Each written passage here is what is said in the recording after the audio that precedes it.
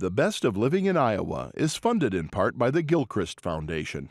Founded by Jocelyn Gilchrist, furthering the philanthropic interests of the Gilchrist family in wildlife and conservation, the arts and public broadcasting, and disaster relief. Funding for this program was provided by Friends, the Iowa Public Television Foundation.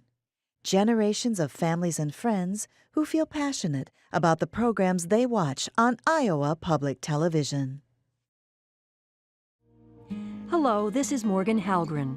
For 16 seasons, Living in Iowa told the tale of what it means to be uniquely Iowan. Tonight, we honor that spirit by bringing you another glimpse into our rich heritage with a few stories from our archives.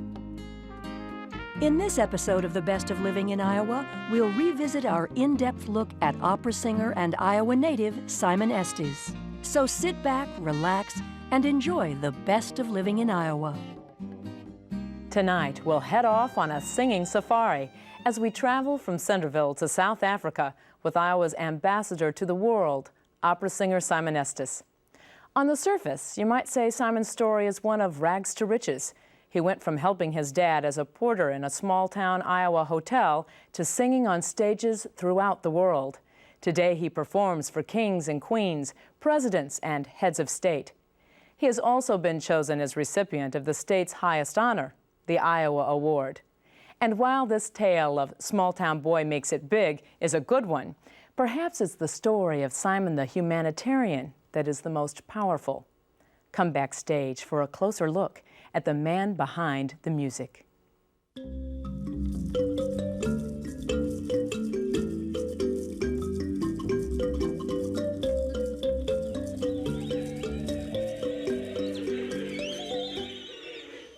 This is the airport in Cape Town, South Africa, and what you're seeing and hearing is a special welcome by the Masiile High School Choir from Kailichi Township, which is just beyond the city.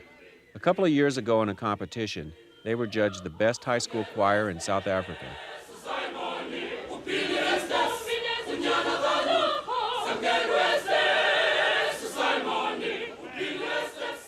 The words of their song go like this. Boys and girls of this place are welcoming Simon Estes, who is also known as Billy Estes, the son of Ruth. The song is in praise of this man, Simon Estes.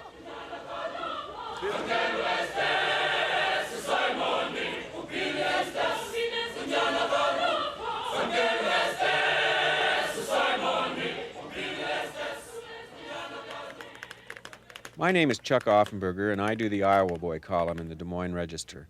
I've been covering Iowa and Iowans for close to 25 years now, and I feel I'm fairly well versed on Iowans of earlier times. I say that to establish some credentials for my contention that of all the home state kid makes good stories that I know of or have written about, none is quite as good a story as that of Simon Estes.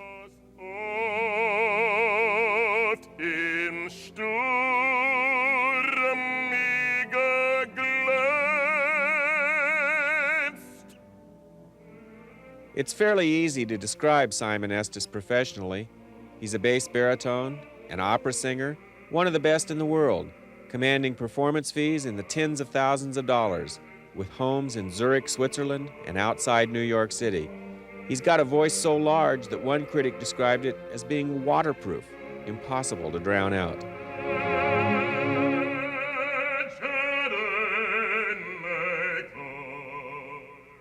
Sometimes what does happen is the vibrations are so strong that maybe for 1 or 2 seconds right here at the top of my head, I feel a pain, I really do. And my teacher loves that, Mr. Kelly. Says, "Oh, great, I'm so happy. That means it's right. Oh, you got pain," you know. So we joke about that a lot. Oh, that's fantastic. The Simon Estes story begins with a young black man, the grandson of a slave, growing up poor in the small southern Iowa town of Centreville. And against all odds, he goes on to become one of the greatest opera singers in the world. He has sung for kings and queens, for presidents and heads of state, and he's performed in all the great opera houses.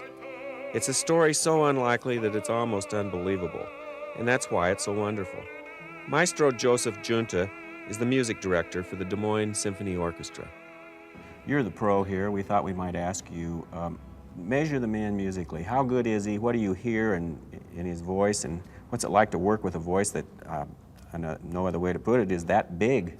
Well, he certainly is the consummate musician, Chuck. Not only does he have the entire package that you look for in greatness, fabulous phrasing, wonderful articulation, great diction, great intonation. He's pleasant, he's charming. I put him in the top 3 or 4 artists that I've ever worked with. Isaac Stern, Kathleen Battle, people of that ilk, Jesse Norman. These are all people that are at the top of the profession, and he really has it all put together.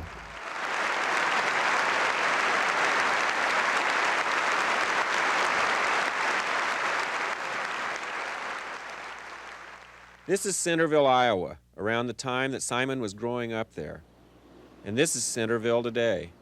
They still lay claim to having the world's largest city square.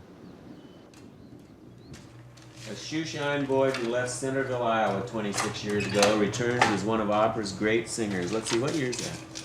82? 8, 9, 10, 20. People magazine. Thank you. Gosh, what a great picture.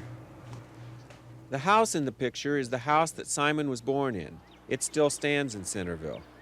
This is another great picture. It's of his mother Ruth, his sister Erdine, and Simon, who has always been called Billy by his family. That's what his father Simon wanted to name him, but he was overruled by Mrs. Estes, who insisted the boy be named after his father.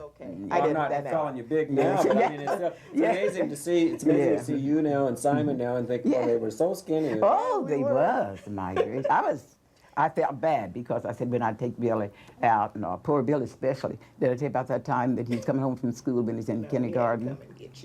Oh, my gracious. I said, the storm came up and the wind, oh, the wind was just, I said, well, I said, I better go get him. I said, because the wind will blow him away. So I hurried and got my things on, went around the roadway there, went on up toward the school, and school time to let out. And there he was, up there about 2, 3 blocks up from the house, around the road. We had to go around a roadway like. And I went around there, and there he was holding on to this tree, just holding on to it. Oh, he just holding on to it. And the wind was blowing. All I could do was to get there myself. And I got him then. I got him by the hand and brought him on home. I'll never forget, you wouldn't have anyone to sing for you. You wouldn't have no bill if I hadn't caught him, because the wind was going to take him away. That's how thin he was. Oh, my gracious. But that's his heart. This is the old Continental Hotel where Simon's father worked as a porter. And so did Simon until management there found out he was too young. It still stands in Centreville, as does the old Second Baptist Church, where Simon sang in public for the first time as a boy soprano. You can still find the Majestic Theater, where some of Simon's high school friends finally insisted that Simon be allowed to sit with them downstairs instead of up in what was called the crow's nest. From a social point of view, of course, there were sociological problems with discrimination that happened, but not only in Centreville, Iowa, I would say in any city in the United States during that period of time in which I was growing up. But there were more positive aspects than negative aspects, and the negative aspects that were more or less associated with discrimination, I turned them into something positive under the direction of my mother and my father. And that is to be strong, never to have hate, never to be bitter, always to work hard and to achieve and try to overcome the social problems that existed. This is Centreville High School as it looked in 1956, the year of Simon's graduation. The wing on the left is the auditorium where Simon sang. That auditorium was given a $250,000 renovation in the early 90s, and it was formally renamed Simon Estes Auditorium in May of '94 when Simon did a concert in it. A lot of his friends from the class of '56 still live in Centreville, people like Robert Creamy Underwood, who owns one of the barbershops in town. When you think of his voice, when you think of him singing, can you still think of him as a young kid singer? Well, I didn't think you'd have this strong voice as you got now. It's real high. I know it. Have you ever seen him when he's in school, his picture? I got this. This here is. Show it to us. This here is his senior picture. How skinny he was and everything, see? In high school, Simon Estes was a good student, good enough that he hoped at one point to become a doctor. He was also an athlete. You won't believe it, he went out for football, and you know how thin he was. I told you how thin he was. And had the nerve to go out for football. Daddy and I, we had the radio then, not a TV, radio. And Daddy and I would listen, because he'd play on Fridays when the team would play. And I said, oh my gracious, just because I know this is going to knock the far out of him, you know. And we'd sit there just waiting patiently, listening to him to knock Billy out. But you know, he made it, but he just stayed out 1 year. Just stayed out 1 year. He didn't stop for football, but he loved track. High jump, what do you call it? Yeah, high jump. Yeah, he loved that. Simon's first love was track, but he was also involved in basketball. And of course, he always sang in the choruses. When you think about it, Simon Estes in high school wasn't much different than a lot of Iowa kids. So did he ever do anything bad? Well, I used to drag race a lot in high school. And, Mary Swanson was a year ahead of Simon in Centreville High School and currently is working with him, writing his biography. Old car, and Simon named it the Black Lizard. And he would go out with his buddies, and that's, what do you do? And I mean, television was just coming into being. We made our own entertainment, and unfortunately, some of it wasn't the best. And he would go out with his buddies and drag race, coming back into town. And he loved to beat them in that old car because most of them had brand new cars. Their fathers had considerably more money than his father did. And his great thing in life was to beat them. In the Black Lizard. In the Black Lizard. Simon's sister Erdine insists he was bad sometimes, but that he knew how to avoid the consequences. When we would get spanking, we got spanked. But when he got a spanking, he prayed. And my mother would get so tickled, she'd quit spanking him. So he really never got a spanking. Dear Jesus, please help me. And right? Am I right? He says, you talk and he'll listen. So I prayed, he heard my prayers. That's right. I can't help it because he didn't hear the rest of your prayers. He heard mine. That's right. Financially speaking, we were tremendously poor. I mean, the most my father ever made, he never made $40 a week. That was to raise a family of 6. There were some times we didn't have enough food to eat. We certainly didn't have any luxurious food, I mean oranges or something like that. But what I did have in my family, which money could not buy, we had a tremendous amount of love and respect for one another and for God. And we were very, very happy. Life was rough, but most of Simon's friends and relatives knew that he was special. Even so, none of them probably could have imagined that someday people would stand in long lines to get his autograph. And they probably never would have dreamed that he would be singing the lead in an opera like Porgy and Bess in such a faraway place as Cape Town, South Africa. My aunts and my uncles, they always said, oh, Billy, boy, that boy is going to be somebody someday. I had nothing but positive input. And I think maybe it was a combination of all of these things that gave me this self-confidence. And see, if you don't believe in yourself, it's very difficult to make it in life. I'm not saying you have to be conceited or cocky or overly confident, but you have to have a certain amount of confidence, of self-worth, of saying that, yes, I am somebody. What the heck, I'm glad I'm alive. I got plenty and nothing, and much is plenty for me. Simon Estes is somebody, all right. And with his trips to South Africa in 1995 and 96, Simon may have come to a defining moment in his career.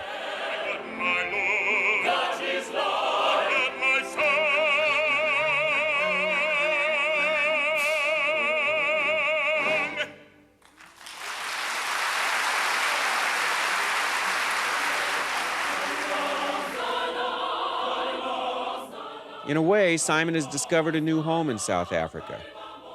It's a beautiful place where two oceans come together and dance across white sand beaches, where the mountains climb right up out of the sea and clouds roll over them like a waterfall.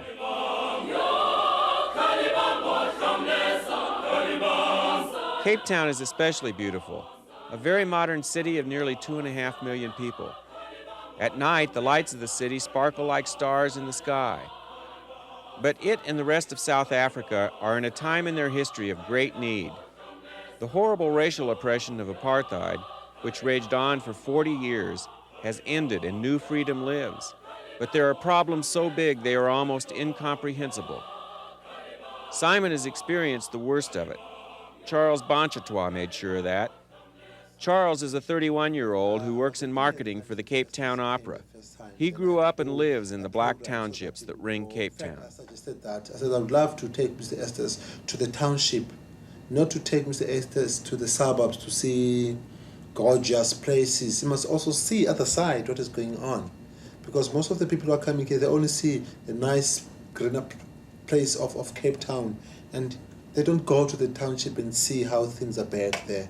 So his reaction when he saw these places, he was not happy, because I remember he said, wow, I don't believe there are still people who are living under those conditions. Shanty towns like the one that Charles took Simon to ramble on for miles. They are full of crudely built shacks. Most have no running water, no toilets, no electricity, and they're occupied by squatters, the people who were pushed out of the cities during apartheid or who have recently moved in from the bush looking for work in the city. There's no accurate count of how many people live in these shanty towns, but whole families live in a space that's smaller than most bedrooms in a typical American home. Charles Bonchatois took Simon to the Massey-Lay High School, and here in an almost hopeless place he found a choir that he says is one of the best school choirs he has ever heard.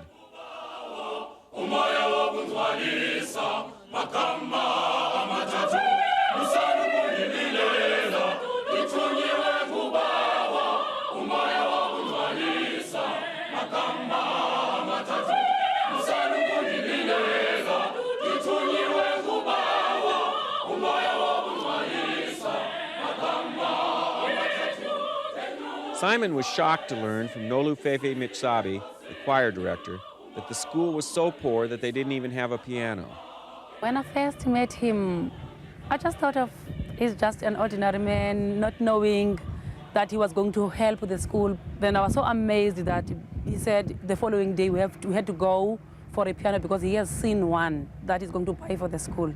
Then from then I could feel that he's got a heart for everyone, most especially for kids and the grown-ups. And he likes someone who is dedicated to his work or her work, someone who is responsible, because that's what he always tells us, that you must be responsible, you must be educated.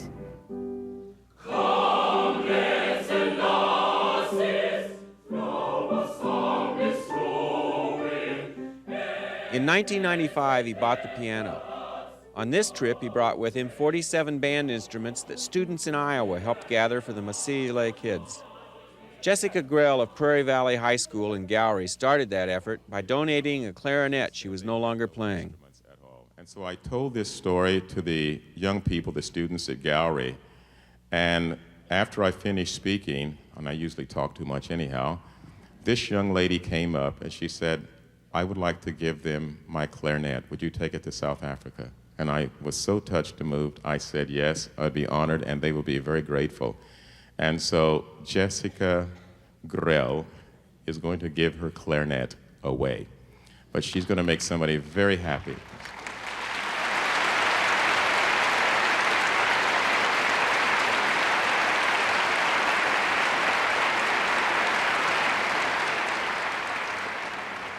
Simon seems to have a knack for getting people to help him help other people. After this meeting with Nolufefe Mitsabi and the principals of Massey-Lay Junior and Senior High Schools about their need for a van, Simon found a wealthy South African businessman who bought one for the school.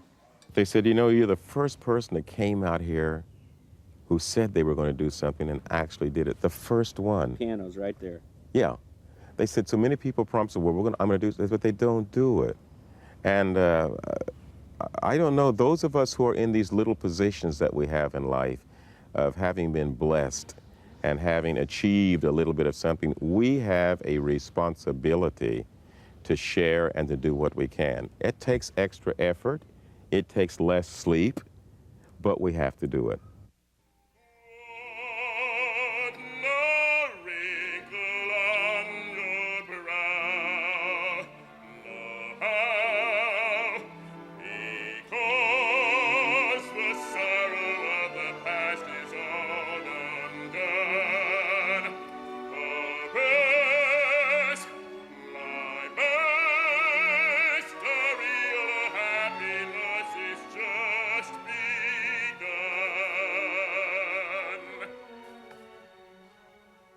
In the future, Simon hopes to open a South Africa branch of his International Foundation for Children, which is based in Switzerland.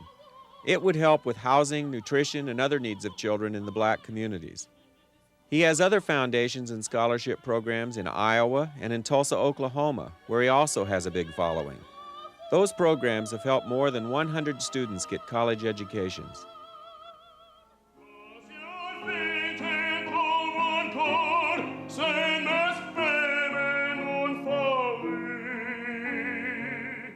He also keeps an eye and ear open for promising young opera singers, auditioning them nearly everywhere he performs.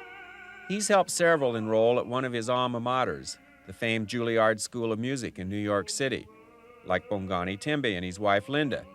They're now back performing professionally in South Africa after Simon helped them both get bachelor's and master's degrees at the Juilliard School.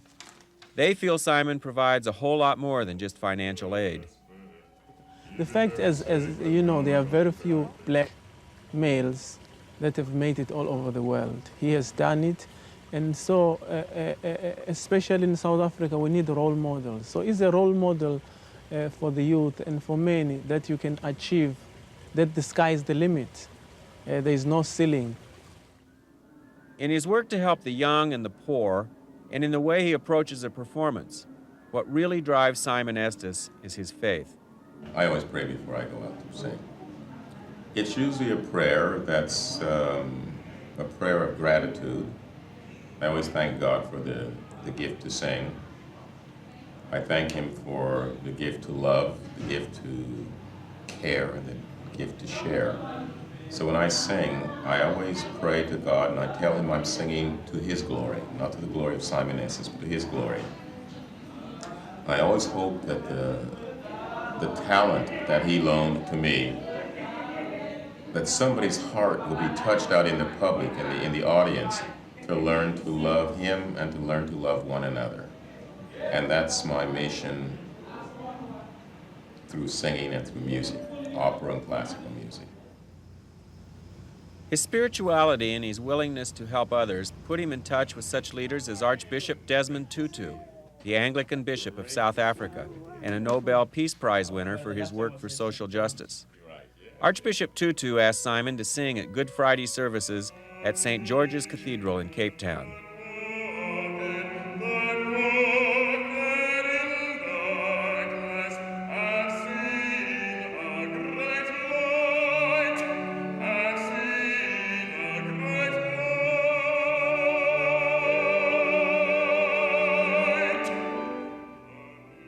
When they met the following day, they talked about how the Archbishop might help with Simon's humanitarian efforts in that country.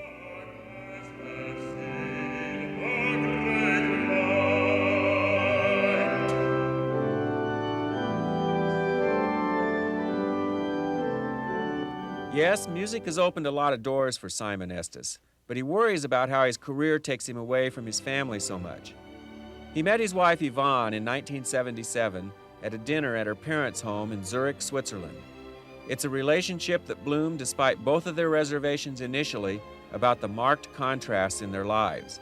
He's black, she's white. She's Jewish, he's Christian. And Simon is 20 years older than she is. Despite their differences, they married in 1980, and they now have 3 daughters, 13-year-old Jennifer, Lynn, who's 11, and Tiffany at 8. Simon brags they are 3 exceptionally talented kids. Jennifer, my oldest daughter, plays the flute, Lynn plays the harp and piano, and Tiffany is just the boss in the house.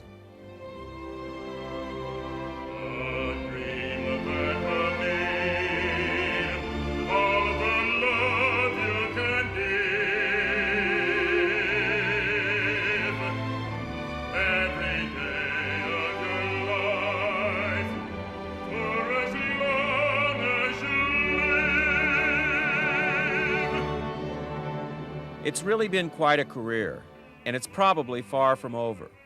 But where does it all go from here? To find out, we go back to where it all began, Centreville, Iowa. His longtime friend, Mary Mullaney, followed him to South Africa and saw firsthand what he's doing there.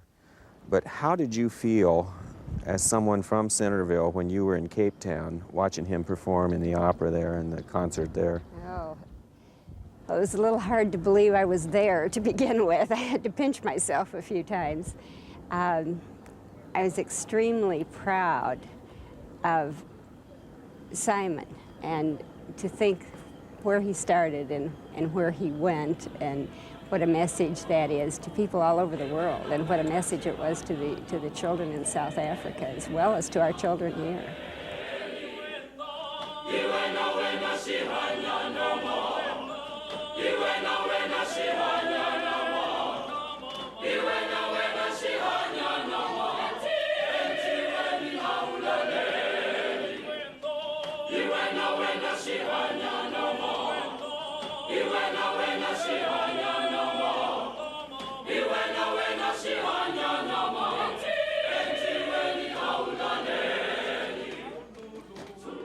The Best of Living in Iowa is funded in part by the Gilchrist Foundation. Founded by Jocelyn Gilchrist, furthering the philanthropic interests of the Gilchrist family in wildlife and conservation, the arts and public broadcasting, and disaster relief. Funding for this program was provided by Friends, the Iowa Public Television Foundation. Generations of families and friends who feel passionate about the programs they watch on Iowa Public Television.